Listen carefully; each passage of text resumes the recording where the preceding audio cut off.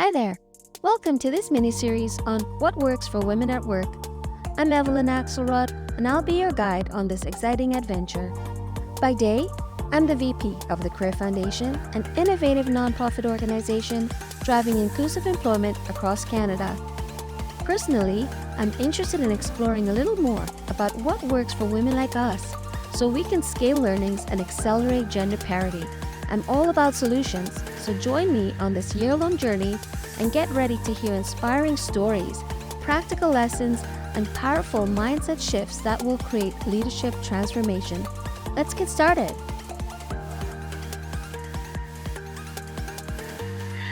All right, welcome everyone to another episode of What Works for Women at Work. Today, worlds are colliding in the very best way as I get to sit down and talk to an incredible leader from my workplace at the Career Foundation. I'm excited to introduce you to Kerry Kettle. Kerry is one of the warmest humans I've ever met. She operates with a deep integrity and such, always striving for excellence, but everything you do, Kerry, has such strong emotional intelligence, and it shows with every interaction. Thank you so much for sitting down today. Oh, Evelyn, what an introduction. My goodness. I'm so excited to be here with you and having a conversation with you. Um, yes, I can talk a little bit about myself as well. So I'm an employment service professional. I've been in this field for 20 years at this point. And I've been so fortunate to have the opportunity to be within so many different roles during that 20-year period.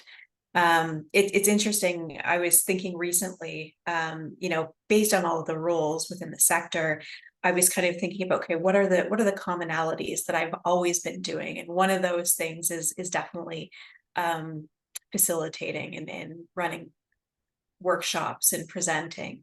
Like from day one, that's something that was certainly important, and it still is now. So and it's something that I really enjoy. So that's been kind of an interesting thought that I've had recently on that. I've worked with absolutely amazing people. And yes, as you mentioned, I do work with the Career Foundation. I am the manager of women's services presently. And throughout all of the years, I absolutely have had a passion about working with women, but really seeing them succeed. And I really do hope that I've had some meaningful or provided some meaningful assistance to them throughout my career. Because it's been unique what you do. You don't just run women's programs, you design things that sort of challenge the status quo.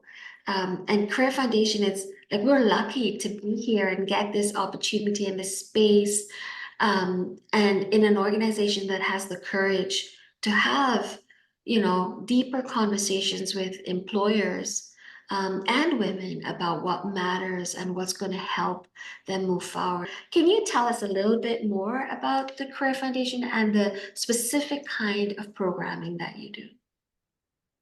Absolutely. So yeah, with the Career Foundation, and this is a spiel that I give regularly when I'm meeting with people. So we are a nonprofit charitable organization. The organization has been around for 35, 36 years at this point. And a lot of the programming runs out of the Greater Toronto area, reaching into Hamilton, but certainly through the pandemic, we've even had a greater reach, going into all of Ontario and then into British Columbia as well, which has been a great learning opportunity.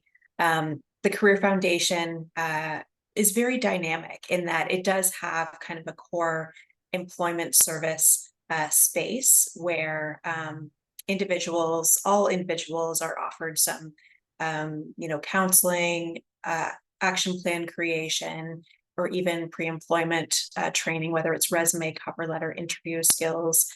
So that, and then also we do have a lot of demographic specific or sector specific workforce development training as well. So whether it's an individual who is a youth, or whether it's an individual who identifies as having a disability, or a newcomer, we do have specific programming there. And then going into the workforce development piece, we do have training in specific sector areas. And within each of those areas, we do bring in the professional skills and the essential skills piece as well, which is so critical absolutely across the board in any sector. So kind of that's a career foundation overall. But in terms of what I've been doing over the past few years anyway, is really running women's programming, more specifically in the tech space, but certainly open to other areas as well. We've had a couple of projects, more or less virtual projects. One was the Path to Customer Success program. Another was Work Fairly, and really offering both of those specialized training and employment to support women as they're going through their process. We really want to focus on empowering women by providing them with necessary tools. So whether that's training tools, whether it's providing resources, whether it's bringing people into their lives, bringing potential mentors into their lives through introduction, which we know is quite critical as well. I'm interested to hear a little bit more on the learning for women in terms of the actual transition into technology. Were there, and you used the word scary before, were there fears about getting into technology itself? Like, we think about big tech and it's so savvy and it is there's a lot of women working in tech, but they're often not the owners and the in the C-suites. And so we know it's male-led. But that's changing. But the impression about tech is like that's an intimidating space to be. How did women get over those kinds of concerns? You're absolutely right in that there were concerns surrounding that piece, um, especially from a gender perspective, because and a lot of times we don't see ourselves in that tech space, whether it's a startup company, whether it's a really big corporation. And it can be certainly intimidating. And for the women, I feel like with the programming, the first taste of that certainly was through some of the guest speakers that we brought in. So they're kind of they're learning about what it's really like in the workspace, regardless of what role the individual had, but also going into the interviews that we provided. So, or the mock interviews that we provided with the participants. That was the area where we started to see some self-confidence, instability with them, and just maybe feeling as though they were in a space that was above their heads. But what we did with them is, we went, and did more and more mock interviews, and then we also brought in other people to interview, to do mock interviews with them. Individuals they didn't know, perhaps were challenging their safe space a little bit, just because it needed to be, and certainly when our safe spaces are challenged, we learn, we grow. Um, so so that was definitely the area that we saw it the most, just from mock interviews and then certainly going into the interviews. And what we really realized is what they needed was just someone to talk to about it. This is how I felt. Um, this, whether it was very specific pieces of the interview or the mock interview that went through, or whether overall this is how I felt. I felt nervous. I felt like I shouldn't have been there. And just having us, just confirming, yes, you should be there. Think about all the things you've learned in the past 10 weeks. Think about where you were, you know, that long ago and where you are now in terms of your own confidence and your abilities, and what you can do specifically within a digital platform. And that really helped. That certainly helped a lot, when it came to, like, the imposter syndrome, and they came to realize, okay, yes, I do have this. I have put the work in. I've done this. and I deserve to be in a position. I love that. We're just reinforcing that, yes, they do belong. Yes, they have had progress. And that's the thing with us women. We often don't stop to think about and reflect on our own growth and how far we've come.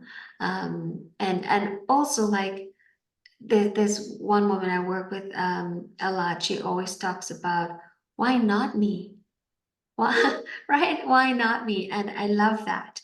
And so that's what it sounds like you really instilled for the women to challenge themselves, to build a better life, a future for themselves. So that's worth doing. I That's think so. Yeah. yeah. So tell me more, Carrie, in terms of work fairly and some of the work you've done in past in terms of working with employers to create those inclusive and welcoming environments for women. So both of the projects, I didn't speak much about the Path to Customer Success project, but it was a similar one to Work Fairly in that, um, we were taking women and upskilling them in the tech space. And these women were women who were impacted by the COVID-19 pandemic, especially in the service industry. But both projects, we certainly did work with employers, whether it was to bring them in as guest speakers, having them educate the participants not only on their own company, but also their role, their own career journey as well. That was always a popular one, that is the career journey stories. But also to find employment for opportunities for them at the end of the project. And um, those conversations with the employers were often the most fruitful, certainly, but also needed a lot of patience because sometimes with employers, we kind of had conversations at the very beginning, and we were discussing, what the companies are looking for in terms of candidates. Sometimes they went from communicating a specific gender that they were looking for a role, or they were looking for someone with a great deal of flexibility. And going from that, and then, after talking to them about, the importance of having really an open mind when it comes to individuals, and it's really about the skills and very much about the attitude of the individuals, you can really see them kind of change their thoughts or change their perspectives um, surrounding it. One very unique part that we had of the Work Fairly project, um, it was a diversity, equity, and inclusion, or gender equity training, um, for employers, for a handful of them, or not a handful, it was about over 40 employers. And it was a great opportunity. So we provided virtual training sessions for them when it comes to gender equity, certainly at the origination of, where the workforce started and where we are now, and then where we want to get to, but also providing a lot of tools and a lot of resources to take a look at your workspace, take a look at policies, take a look at procedures, and see where things can change. And it was interesting, when it comes to companies, it it certainly seemed as though it was easier for medium-sized to larger companies to implement, those who had an actual HR department, and certainly those who had more than one person that worked within that HR department, to be able to have the time to take a look and make changes as they go. So those employers, they really tended to make improvements more swiftly. We also certainly worked with smaller companies as well. So whether they were startups, um, or whether they had been, around for 5 years at this point, a lot of times with the startup companies, time is an issue. Lack of individuals in seats within the organization is certainly an issue as well. And um, we often would find that there would be some things that would trump um, creating an environment that was inclusive and diverse. And understandably so. I mean, certainly when it comes to a business, when it comes to starting a business, one of the biggest things is how am I going to make money? But also, making sure that my product or my services is perfect and good to go and ready. Um, but we really wanted to provide some information, and we wanted to kind of change that mindset of, this area too is really, really important. And it's something that it's you're going to need to focus on as the world, the economy, the labor market evolves. Yeah, and also the workplaces that are more inclusive and more diverse end up making a lot more profit. They are some of the most profitable organizations. So put that as part of your KPI as well, right? If you So want to be true. profitable, you've got to diversify your workforce and be inclusive to all people. So true. Yeah. Oh, absolutely. I love that. So thank you so much for sharing and doing the work that you're doing, Kerry. It's making a difference in women's lives, but it's also changing the landscape of the workforce. And in terms of how employers are ready and willing to make changes for the better. So thank you for doing that. I want to turn to you now as a leader in your own right. We've worked together. I know I've worked with you for at least 15 years. And I've seen you grow, but also develop people. It's something that comes so naturally to you. What are some of the learnings that you've had as a leader? And maybe share with us some of the mindset shifts that have happened for you as you grew in your journey. It's so, and this is not something that I'm very good at all the time, but it's so important to just pause in your career, whether you do it every 6 months, whether you do it once a year, preferably more frequently, and just kind of look at where you came from. And that's something I try to do as much as I can. And then as I do look at where I came from in terms of my own mindset and my own perspectives, I realize that yes, indeed, I have grown. It's so easy just to kind of get into the trenches and just kind of work on a day-to-day basis, but when you're looking at it from a big picture perspective, it's really important. So that is certainly one huge learning for me, and it's certainly something that I would suggest for women to do is, even if you're setting mini goals, set it in your calendar and just, say, okay, 1 hour next week I'm going to do some reflection when it comes to my own career. But with other things, with the career journey, and certainly with leadership, one thing when I first started, I guess, with people management or with leadership from a more of a formal perspective, is I really was always grasping for formulas or exact sciences when it came to decision making or when it came to problem solving. Um, and perhaps that was because of anxieties, perhaps that was because of maybe being in a space where I wasn't as comfortable with as I am now, at the beginning. So an example is even with hiring.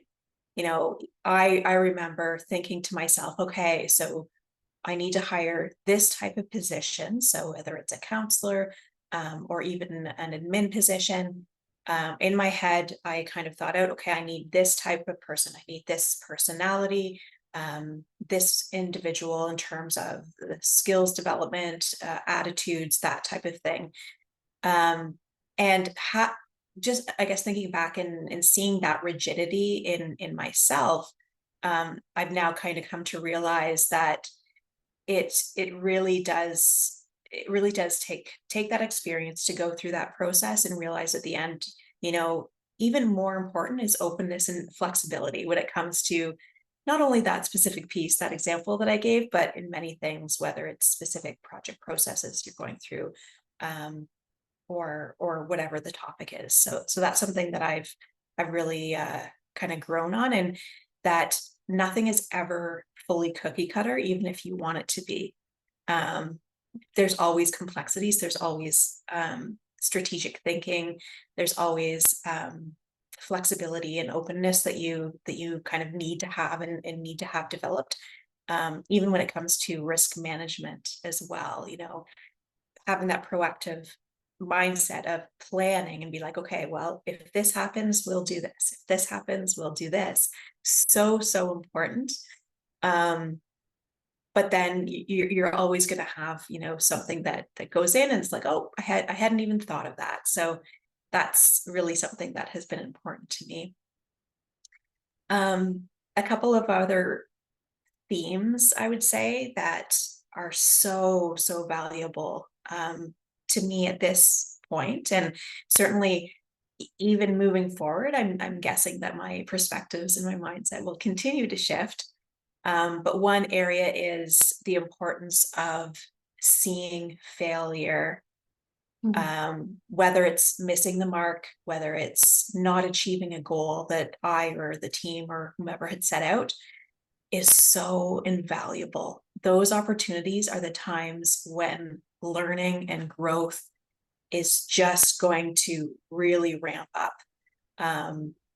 Because, after you go through that process, you go through the emotions, because a lot of time it can be emotional, especially if it's something that's really important to you. But then once you go through your emotions and let yourself feel, then you can start to think, okay, what can I do instead? What were the areas that I had missteps in based on my decision making? And if it was to happen again, what would I do differently? So those learnings are just so brilliant.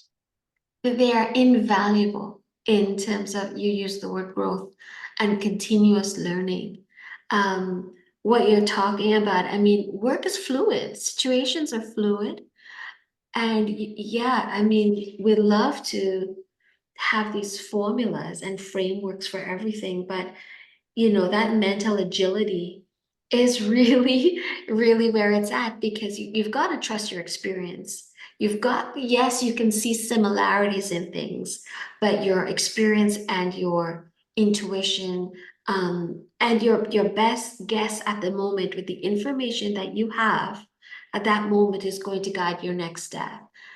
Because without it, you end up in analysis paralysis Mhm. and you're stuck and not able to move forward. You know that I have had my own failures on projects, and it's funny, the bigger the failure, the more the learning. But it's what I found in my own failures is that outside of the one specific goal I was after, I didn't even imagine all of the things, the good things that came out of it. I couldn't even plan for that, right? But what it has done for me is strengthen my risk appetite, because I know it's never going to be as bad as I imagined. Like, there's going to be good things coming out of the efforts that you took to move something forward. So that's a really great way of looking at failures. It is about the learnings, Kerry. You're so right. Yeah. Um, a couple of other things, certainly at this point in my career and in my life as well, that are really kind of focal points when it comes to values for me um, is the humans in the workplace always come first. Yeah. So that could be customers, it could be clients, it could be patients, depending on the sector you're in. But even more so for me, it's really the people that you work with, the people that you are in the trenches with on a day-to-day basis, um, that you're growing with, that you're achieving with, that you're failing with. Um, those people are so, so important. And certainly, having a mission as an organization or as a company, you're not going to get very far if you don't have a mission. But it's really about, those people that are creating activities or creating that growth so that that mission moves forward. That's really key.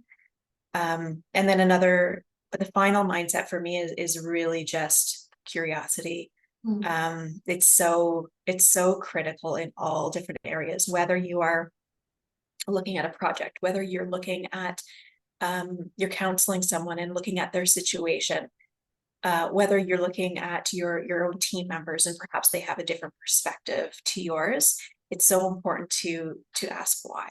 You know, why do you think this way or feel this way? I always assume that it must be based on past experience or based on learned knowledge that came from somewhere. May or may not be the case, but I still want to know, you know, where did that come from, and why is my perspective different than yours? And the one key thing about this value is try to do it without the judgment.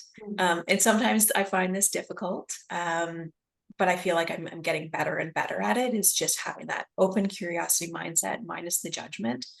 Um, you can really open the door to some really amazing and powerful experiences and people in your life. You've just given us the formula. Curiosity minus the judgment. It is about people first. It really is. And if you're not curious about, um, the things that they're bringing to the table, you can never see the value, right? You have to ask yourself, how has this informed your thinking, or, your frame of mind? And then you take that and evolve your own thinking, because that's really where the magic happens. It's evolved thinking that is actually the best solution, not one approach over another. So true. Yeah, yeah, it's so true. It's when you're problem solving, that's one of the times where having a team with you is critical. It really, really is. Yeah. Yeah, yeah. So now I can see your strategies, and how come you're one of the best people leaders we have, and I have worked with in all of my career. So thank you so much. You shared a lot, and I'm gonna lean on you one more time to share. I know that you are always listening to podcasts and reading books and listening to audibles. We would love to hear one of your best sort of resources that you could share with us so we can continue the learning. It's so true. I definitely feel as though I am an information junkie, always wanting to kind of learn and grow, and certainly nonfiction is the area that I spend the most amount of time in. One audiobook that I recently listened to is called Supercommunicators by Charles Duhigg. And I thought it was just brilliant. So Charles Duhigg um, does not have an expertise in communication. Well, I mean, he comes from a journalism background, but certainly not from a academic standpoint, psychology or even sociology. He kind of wrote this book learning as he went, and kind of took the readers along with him. And one of the biggest takeaways from that one was the curiosity piece. You know, maintaining when you're having simple or complex conversations with others. Perhaps it's someone you know, perhaps it's someone you're meeting for the first time. Really having that curiosity about who they are, what makes them tick, and but then also reciprocating as well, reciprocating appropriately, um, based on, you know, who you are, and how you came to be. And he provides some really good tools when it comes to networking, or when it comes to kind of having a good conversation with someone that you know or that you love, or even when it comes to negotiations, where regardless of what field or sector we're in, we're always going to be in a position where we're going to have to negotiate something at some point. So those are really good tips as well. So again, it's Super Communicators by Charles Duhigg. Thank you. We'll be linking that resource at the bottom of the video. And yeah, and certainly through all of the resources folks are sharing, I think I need a couple more bookshelves. No doubt.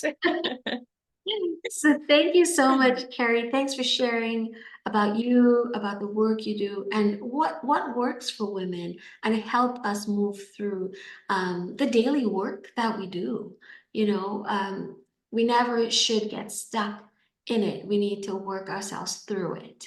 And the tips that you shared are going to be valuable for many of us to do that. So thanks everyone for joining in. Thanks for listening in with me and Kerry. We hope that some of the career and leadership tips shared here today will help you in your career journey and through all of the other guests that we'll be bringing to you. So thanks again, Kerry, for spending time with us today. And thanks everyone for joining in the conversation. Reach out and we will be in touch and respond to all of your comments. Thanks again.